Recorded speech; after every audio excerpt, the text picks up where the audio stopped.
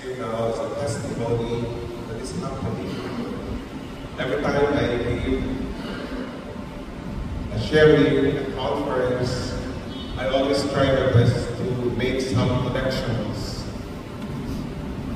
Ang connection ko sa mga OAD sa Roma, ako ay nakatira sa Janiculo, which is quite close to your General House. Sa Opong naman, nandyan kayo sa Merida, yung Novitiate House. You have been there. And when I give conferences to the novices, your novices with your novice master, Father Levi, I lumatan again. Maybe pangatlo, but that's so significant.